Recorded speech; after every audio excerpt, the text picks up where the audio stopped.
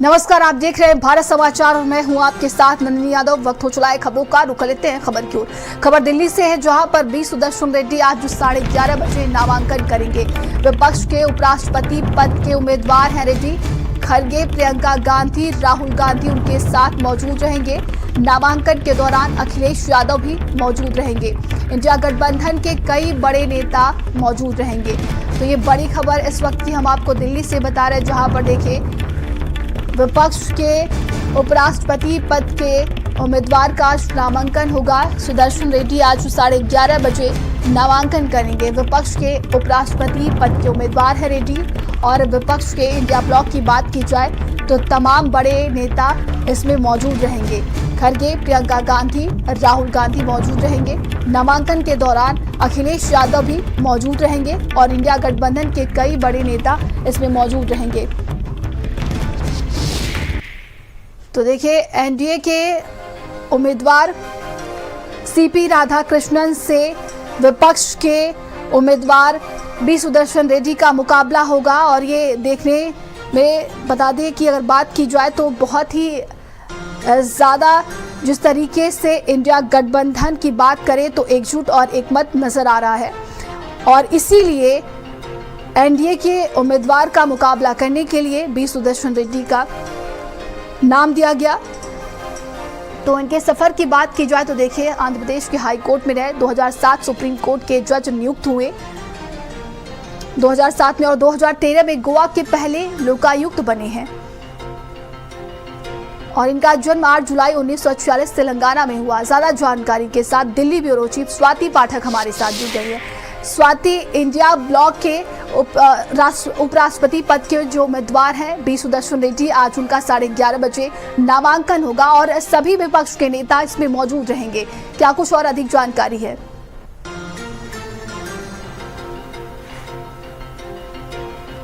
जी बिल्कुल, देखिए बी सुदर्शन रेड्डी जो है विपक्षी पार्टियों की ओर से उपराष्ट्रपति के उम्मीदवार है और आज अपना नामांकन दाखिल करेंगे, क्योंकि आज नामांकन की आखिरी तारीख है और 9 सितंबर को वोटिंग होनी है। और कल आपने देखा कि जो एनडीए के उम्मीदवार है सीपी राधाकृष्णन, उन्होंने अपना नामांकन दाखिल किया था और उस वक्त तमाम जो बड़े नेता एनडीए के थे वो मौजूद थे। और आज सुबह 11:30 बजे जो है वो रेड्डी अपना नामांकन दाखिल करेंगे। विपक्षी पार्टियों की ओर से उम्मीदवार है और उस वक्त सभी नेता जो विपक्षी पार्टियों के बड़े नेता है वो नामांकन के वक्त मौके पर मौजूद रहेंगे, क्योंकि 9 सितंबर को वोटिंग होनी है। लेकिन अगर हम आंकड़ों की बात करते हैं तो एनडीए के उम्मीदवार जो है वो कहीं ना कहीं आंकड़ों में दिखते हैं, आगे बढ़ते हुए नजर आ रहे हैं। तो ऐसे में जो दोनों उम्मीदवारों की बात करें हम, तो आपने देखा कि मैराथन बैठकें की गई, उसके बाद नाम तय किया गया। पहले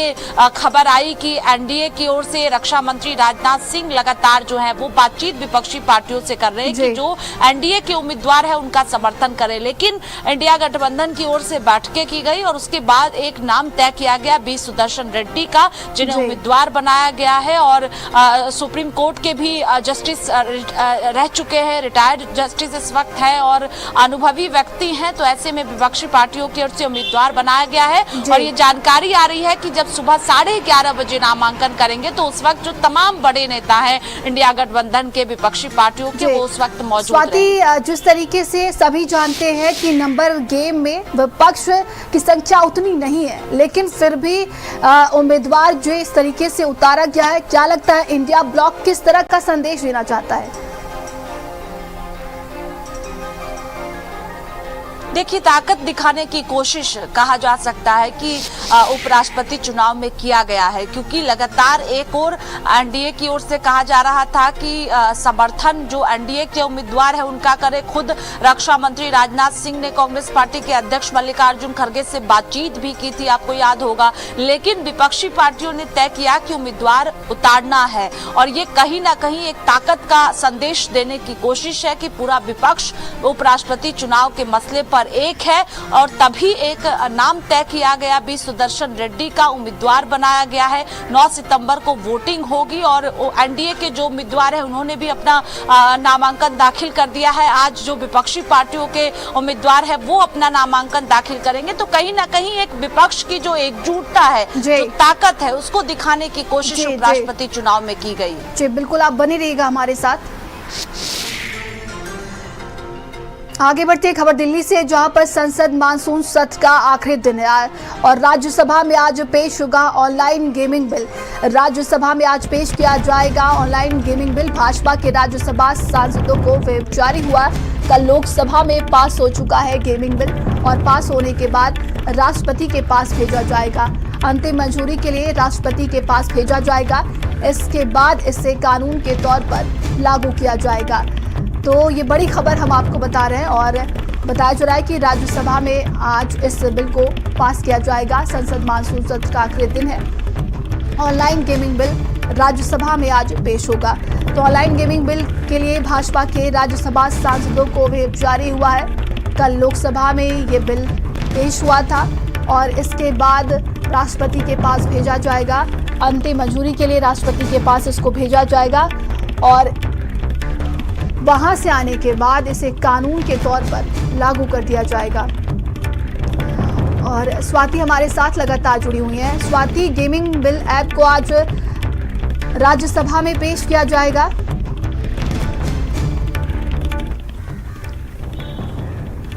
जी बिल्कुल, देखिए ऑनलाइन गेमिंग ऐप को कल आपने देखा कि आईटी मिनिस्टर अश्विनी वैष्णव की ओर से लोकसभा में पेश किया गया था और आज जानकारी आ रही है कि राज्यसभा में पेश किया जाएगा इसे, क्योंकि आज मानसून सत्र का आखिरी दिन है और ऐसे में ऑनलाइन गेमिंग ऐप की अगर हम बात करें तो ये महत्वपूर्ण ऐप है जिसको लेकर सरकार द्वारा फैसला किया गया है। आपको पता है कि लाखों ऐसे युवक है जो ऑनलाइन गेमिंग के लत में जुड़े हुए हैं और लगातार ऑनलाइन गेम खेलते हैं। तो ऐसे में सजा का भी प्रावधान, जैसे ही ये कानून लागू होगा, सजा का भी प्रावधान इसमें है। और सरकार का मानना है कि जो आत्महत्याएं हैं या फिर हम युवाओं की बात करते हैं तो जिस तरह से ऑनलाइन गेमिंग की ओर जो है वो युवा बढ़े हैं, जो लत है, जो नशा है युवाओं के बीच, उसको खत्म करना जरूरी है। और यही वजह है जो सट्टे से जुड़ा हुआ जो भी ऑनलाइन गेम है उसको प्रतिबंध पूरी तरह से कर दिया जाएगा जैसे ही ये कानून बनेगा। अभी लोकसभा में पेश हुआ है, राज्यसभा में पेश किया जाएगा, उसके बाद राष्ट्रपति के पास भेजा जाएगा, उसके बाद वहां से मंजूरी मिलने के बाद ये कानून बनेगा। तो महत्वपूर्ण ये बिल है, आज राज्यसभा में पास किया जाएगा। दूसरी तरफ ऑनलाइन गेमिंग ऐप को लेकर एक और सरकार ने फैसला किया है, दूसरी ओर सरकार का मानना है कि इसको प्रतिबंध करने के बाद जो ई स्पोर्ट्स है उसको बढ़ावा मिलेगा। तो ये भी सरकार का एक लक्ष्य है। लेकिन ऑनलाइन गेमिंग ऐप को लेकर लगातार हम लोग सुनते हैं कि किस तरह से युवा जो है वो पैसों के लत में जो है वो कभी परेशान होते हैं, आत्महत्या जैसे कदम उठा लेते हैं। तो ऐसे में ये महत्वपूर्ण बिल कह सकते हैं हम कि सरकार की ओर से लाया गया है और आज सभी राज्यसभा सांसदों को कहा गया है कि वो संसद में उपस्थित रहे, क्योंकि ये महत्वपूर्ण बिल है जिसको आज सरकार तमाम जानकारी के लिए आपका बहुत बहुत धन्यवाद। तो राज्यसभा में आज पेश होगा ऑनलाइन बिल और बताया जा रहा है कि जिस तरीके से गेमिंग ऐप को लेकर तमाम जो वारदात सामने आती है, कई घटनाएं सामने आती है, इसी को लेकर ये गेमिंग बिल है जो आज राज्यसभा में पास होगा। और आगे बढ़ती है खबर लखनऊ से, जहां पर महानगर पोस्ट ऑफिस में सनसनीखेज मामला सामने आया। पोस्ट ऑफिस में जीजीएस ने सुसाइड किया है। डाक सेवक अंकित ने आत्महत्या की है। हरियाणा का रहने वाला 21 वर्षीय अंकित है। कुछ समय पहले ही लखनऊ में तैनात हुआ था। अधिकारियों की डांट के बाद तनाव में था अंकित। सीआई प्रवर अधीक्षक डाकघर ने निरीक्षण किया था और दोनों ने महानगर पोस्ट ऑफिस का सर्वे किया था। दिलीप पांडे, सचिन चौबे ने अंकित को डांटा था। परिजनों सहकर्मियों के मुताबिक तभी से वो तनाव में था। ये बड़ी खबर इस वक्त के सामने आ रही है और ज्यादा जानकारी के साथ संवाददाता अहमर हमारे साथ जुड़ गए। अहमर, अधिकारियों की डांट से अंकित तनाव में था जिसके बाद उसने ये कदम उठाया। बिल्कुल, देखिए महानगर पोस्ट ऑफिस में जीडीएस की पोस्ट पर ये 21 वर्षीय जो अंकित है ये तैनात था। मूल रूप से हरियाणा का रहने वाला है और बताया जा रहा है कि कुछ दिन पहले तमाम अधिकारियों ने पोस्ट ऑफिस का दौरा किया था, निरीक्षण किया था, तो उसमें कहीं ना कहीं कुछ कहा सुनी हुई थी। उसके बाद से जो अंकित था बराबर तनाव में रह रहा था। तो बताया जा रहा है पुलिस के मुताबिक कि पुलिस को जब सूचना दी गई तो इसने महानगर के पोस्ट ऑफिस ही में फांसी के फंदे से लटक कर अपनी जीवन लीला जो है वो समाप्त कर ली है। फिलहाल पुलिस ने शव को पोस्टमार्टम के लिए भेज दिया है और पुलिस जांच पड़ताल में जुटी हुई है कि अंकित पे आखिर किस तरीके का दबाव बनाया गया था जो उसने इतना बड़ा कदम उठाया है। परिवार वालों को भी सूचना दे दी गई है। जो अंकित के परिवार वाले हैं वो लखनऊ के लिए रवाना हो चुके हैं, लखनऊ आएंगे और बताया जा रहा है कि आगे की जो कार्रवाई है वो पोस्टमार्टम के आधार पर पुलिस करेगी। जी, तमाम जानकारी के लिए आपका बहुत बहुत धन्यवाद। चलिए आगे बढ़ती है खबर लखनऊ से, जहां पर एसीपी मोहनलालगंज का राजा बेकर्स पर छापा। गांजा बेच रहा आशीष यादव गिरफ्तार कर लिया गया। बेकरी आइटम के साथ गांजा बेचता था। करीब 1.5 किलो गांजा और 3,000 रुपए बरामद किए गए। 500 रुपए वाली गांजे की पुड़िया खरीदने पर ऑफर था। ऑफर में पेस्ट्री, हॉट डॉग मुफ्त था और 1,000 वाला गांजा लेने पर 100 का बेकरी आइटम मुफ्त था। नमकीन के पैकेट, बिस्किट के डब्बों में गांजे की पुड़िया बरामद हुई है। 2 कर्मचारी फरार हैं और अन्य की तलाश में पुलिस अब जुट गई है। वहीं एक शिक्षण संस्थान में भी गांजा सप्लाई करता था। आशीष के मोबाइल से ये अहम जानकारी मिली है। तो आशीष यादव को गिरफ्तार कर लिया गया है। ये बड़ी खबर लखनऊ से सामने आ रही है। बताया जा रहा है कि राजा बेकर्स पर छापेमारी की कार्रवाई हुई है। गांजा बेच रहा आशीष यादव गिरफ्तार कर लिया गया है। तो 500 रुपए वाली गांजे की पुड़िया खरीदने पर ऑफर देता था और ऑफर में पेस्ट्री, हॉट डॉग मुफ्त था और 1,000 वाला गांजा लेने पर 100 का बेकरी आइटम मुफ्त है। नमकीन के पैकेट, बिस्किट के डिब्बों में गांजे की पुड़िया बरामद हुई है। 2 कर्मचारी फरार हो चुके हैं। अन्य की तलाश में पुलिस अब जुट गई है। एक शिक्षण संस्थान में भी गांजा सप्लाई कर रहा था। आशीष के मोबाइल से ये अहम जानकारी मिली है, जिसके बाद से पुलिस ने ये बड़ी कार्रवाई की है। आशीष यादव को गिरफ्तार किया गया है और अन्य लोगों की अब तलाश की जा रही है। तो राजा बेकर्स पर छापेमारी की ये कार्रवाई देखने को मिली है। बेकरी आइटम के साथ गांजा बेचता था आरोपी, जिसके बाद से पुलिस ने गिरफ्तार कर लिया गया।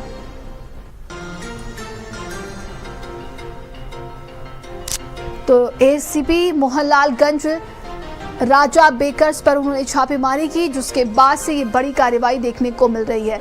ये खबर लखनऊ से है और ज्यादा जानकारी के साथ संवाददाता अनूप हमारे साथ जुड़ गए। अनूप, राजा बेकर्स पर छापेमारी की कार्रवाई हुई है और आशीष यादव को गिरफ्तार किया गया है। क्या कुछ अधिक जानकारी है इसको लेकर? अब देखिए, बिल्कुल बेकरी आइटम के नाम पे ये गांजा तस्करी का काम कर रहा था आशीष यादव और बाकायदा बेकरी में जो स्मैक की पुड़िया है उनको ये बेचता था। तकरीबन 1.5 किलो जो गांजा है वो बरामद किया गया है। रुपये जो 3,000 है वो बरामद किए गए हैं। सबसे बड़ी बात यह है कि बेकरी में ऑफर के तहत 500 रुपये वाली जो गांजे की पुड़िया है उसको खरीदने पर ये ग्राहकों को 50 रुपए की पेस्ट्री और हॉट डॉग मुफ्त में देता था। इसके अलावा 1,000 रुपये वाली गांजे की पुड़िया लेने पर 100 रुपए का बेकरी का जो आइटम है वो ये ऑफर के तहत मुफ्त देता था। बेकरी में जो रखे फ्रीजर हैं, नमकीन के पैकेट हैं, बिस्कुट के डिब्बे, वहां पर भी जो है गांजे की पुड़िया जो है वो इसने छुपा रखी थी।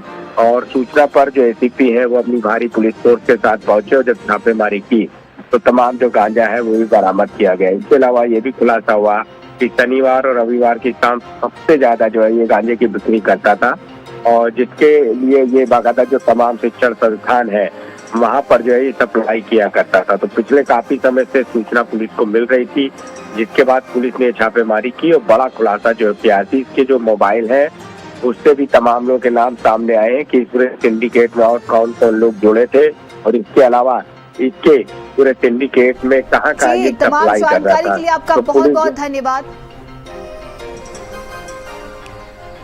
आगे बढ़ती खबर गाजियाबाद से, जहां पर गैंगरेप पीड़िता ने खुदकुशी की है। कमरे में फांसी लगाकर आत्महत्या की है। मानसिक विक्षिप्त युवती से हैवानियत हुई थी। घटना से परिजनों का रो रो कर बुरा हाल है। लोनी कोतवाली क्षेत्र की पूरी वारदात बताई जा रही है। ये बड़ी खबर देखिए गाजियाबाद से सामने आ रही, जहां पर गैंगरेप पीड़िता ने खुदकुशी कर ली है। कमरे में फांसी लगाकर आत्महत्या की है। वहीं मानसिक विक्षिप्त युवती से हैवानियत हुई थी और लगातार इस पूरे मामले की जांच पड़ताल की जा रही है। घटना से परिजनों का रो रो कर बुरा हाल है। लोनी कोतवाली क्षेत्र की पूरी वारदात बताई जा रही है। इस पूरे मामले को लेकर जांच पड़ताल अब की जा रही है।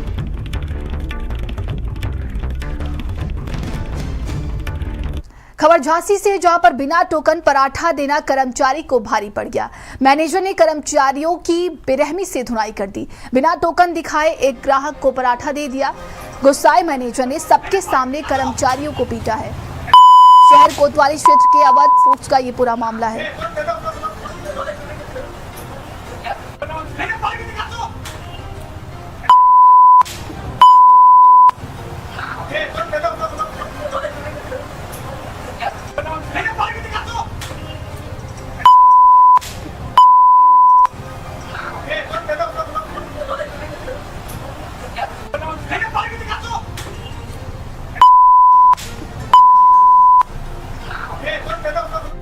और अब खबर मेरठ से, जहां पर बहसुमा में गोलू कालू गैंग के बीच गैंगवार का ये पूरा मामला।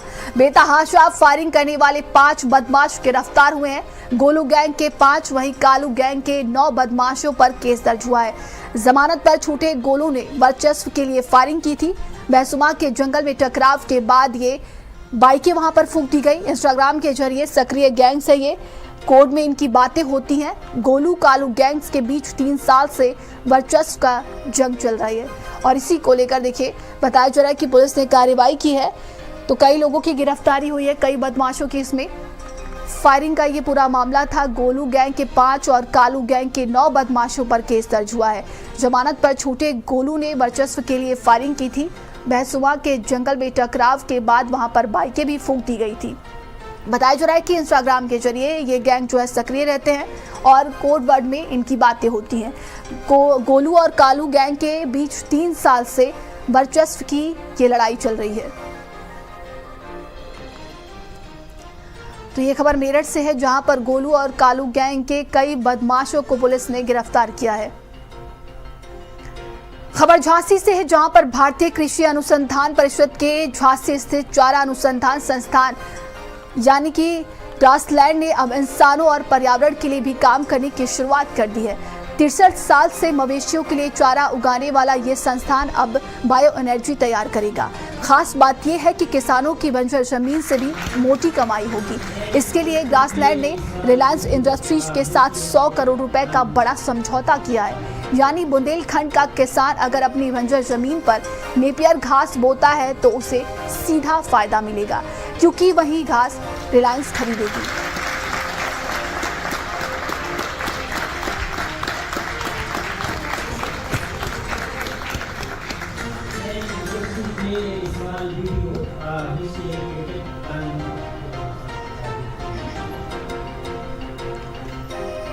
तो झांसी में ग्रीन क्रांति की शुरुआत कर दी गई है और जिससे किसानों को बड़ा फायदा मिलेगा। और अब खबर गोरखपुर से है, जहां पर खिड़की की ग्रिल खोलकर अंदर घुसकर चोरी की वारदात सामने आई है। ग्राम प्रधान के शारदा चंद के घर ये चोरी हुई है। 15 लाख के जेवर, 10 लाख की नकदी चोरों ने पार कर दी है और चोरों की तस्वीर सीसीटीवी कैमरे में कैद हो गई है। गोला क्षेत्र के सहडोडाट का ये पूरा मामला बताया जा रहा है। तो ये बड़ी खबर गोरखपुर से देखिए सामने आ रही है, जहां पर चोरी की घटना सामने आई है। खिड़की की ग्रिल खोलकर अंदर घुसे चोर और ग्राम प्रधान शारदा चंद के घर पर ये चोरी हुई है। 15 लाख के जेवर, 10 लाख की नकदी चोरों ने पार कर दी है।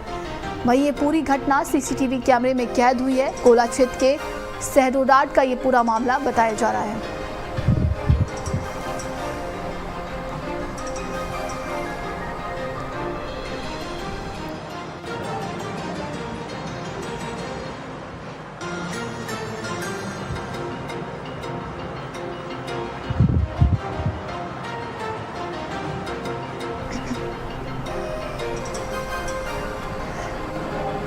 ये 2 अलग अलग तस्वीरें हम आपको दिखा रहे हैं, जहां पर देखिए गोरखपुर की ये खबर है। घर में चोरी हुई है और चोरी करने वाले ये चोर जो है सीसीटीवी कैमरे में कैद हो गए हैं। बताया जा रहा है कि बेखौफ चोरों ने ग्रिल तोड़कर ये चोरी की है और 25 लाख की चोरी की वारदात को अंजाम दिया है। ग्राम प्रधान के घर पर ये चोरी हुई है।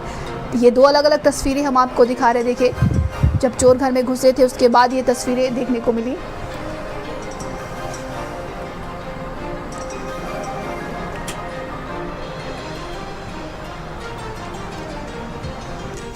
आगे बढ़ते हैं। ये बड़ी खबर सामने आ रही है जम्मू कश्मीर से, जहां पर वैष्णो देवी जा रही बस दुर्घटनाग्रस्त हुई है। एक श्रद्धालु की मौत हो गई है और 40 लोग इसमें घायल हो गए हैं। बस में सवार सभी श्रद्धालु यूपी के थे। जम्मू कश्मीर के सांबा की ये दर्दनाक घटना सामने आई है। ये बड़ी खबर इस वक्त की जम्मू कश्मीर से सामने आ रही, जहां पर ये दर्दनाक घटना हुई है। वैष्णो देवी जा रही बस दुर्घटनाग्रस्त हो गई है, जिसमें एक श्रद्धालु की जान चली गई और 40 लोग इसमें घायल हो गए हैं। बस में सवार सभी श्रद्धालु यूपी के बताए जा रहे हैं। जम्मू कश्मीर के सांबा की दर्दनाक ये घटना सामने आ रही है, जिसमें 40 लोग गंभीर रूप से घायल हो गए हैं और एक श्रद्धालु की इसमें जान चली गई है। ये वैष्णो देवी बस जा रही थी जो कि दुर्घटनाग्रस्त हो गई है। ये बड़ी खबर इस वक्त की जम्मू कश्मीर से सामने आ रही है।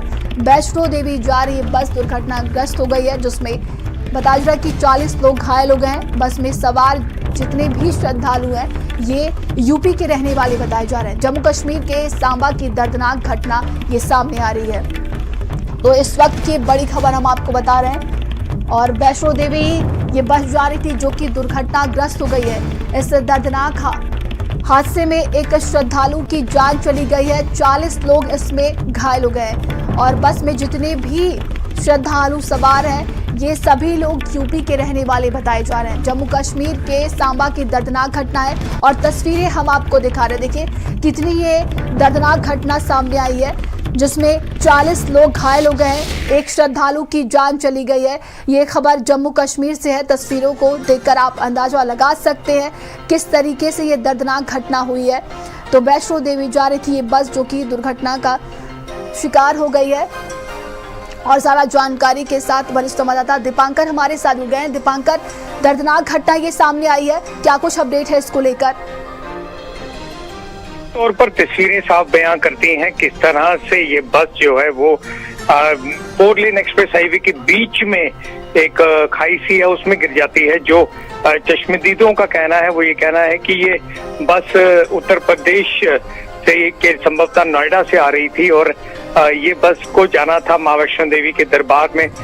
श्रद्धालु जो हैं वो इसमें सवार थे। एक व्यक्ति की इसमें दुखद मृत्यु बताई जाती है और तुरंत जो 40 के करीब घायल हैं उन्हें पहले सांबा के उप जिला अस्पताल और फिर पास में ही जम्मू का जो एम्स बना है और India institute of medical sciences Vijaypur Jammu में बना है, वहां पर शिफ्ट किया गया है। मैक्सिमम को शिफ्ट कर दिया गया है और अभी क्योंकि ये इनका इलाज चल रहा है, कुछ ही देर में लिस्टें भी जरूर तैयार की जाएंगी और हम अपने दर्शकों को बता पाएंगे कि कहाँ का कौन है। बहरहाल इस हादसे के बारे में हम आपको बताते चलें कि 4 लेन एक्सप्रेस हाईवे पे काफी स्पीड में ये गाड़ी थी और इसका टायर जो है वो बर्स्ट हो जाता है, जिसके कारण ये नियंत्रण खोकर नीचे खाई में गिरती है। लेकिन इसमें एक चीज और है, मां वैष्णो देवी के दरबार जा रहे थे, दुखद मृत्यु एक की जरूर हुई है, लेकिन अगर यही बस उल्टी हो जाती तो आप अंदाजा लगाइए कितनी ज्यादा कैजुअल्टी यहाँ पर होती। फिलहाल के लिए जो 16 लोग हैं, कम से कम 16 से 20 लोग वो गंभीर रूप से घायल बताए जा रहे हैं।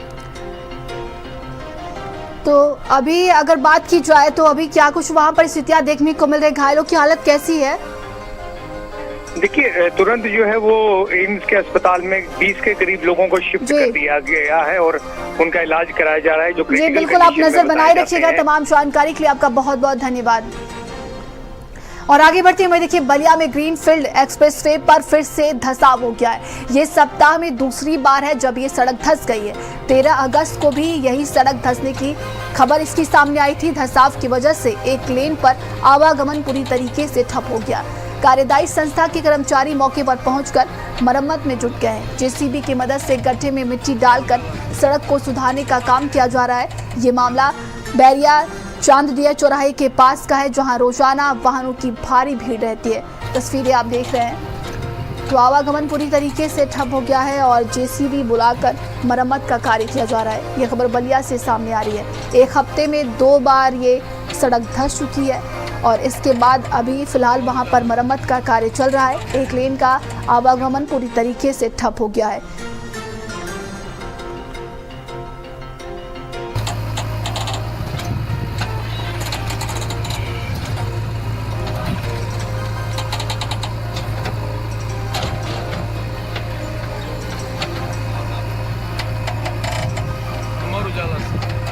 और ये बड़ी खबर लखनऊ से, जहां पर महानगर पोस्ट ऑफिस में सनसनीखेज मामला सामने आया। पोस्ट ऑफिस में जीडीएस ने सुसाइड किया है। डाक सेवक अंकित ने आत्महत्या की है। हरियाणा का रहने वाला था ये 21 वर्षीय अंकित कुछ समय पहले लखनऊ में तैनात हुआ था। अधिकारियों की डांट के बाद अंकित तनाव में था, जिसके बाद से उसने ये कदम उठाया। सीआई प्रवर अधीक्षक डाकघर ने निरीक्षण किया था। दोनों ने महानगर पोस्ट ऑफिस का सर्वे किया था। वहीं दिलीप पांडे, सचिन चौबे ने अंकित को डांटा था। ये बड़ी खबर सामने आ रही है लखनऊ से। परिजनों सहकर्मियों के मुताबिक तभी से अंकित तनाव में था, जिसके बाद से उसने आत्महत्या कर लिया है। इस वक्त की बड़ी खबर हम आपको लखनऊ से बता रहे हैं। पोस्ट ऑफिस में जीडीएस ने सुसाइड किया है। डाक सेवक अंकित ने आत्महत्या की है। हरियाणा का रहने वाला अंकित बताया जा रहा है। खबरों का सिलसिला लगातार जारी है। रुकते एक ब्रेक के लिए, बने रहिए भारत समाचार के साथ।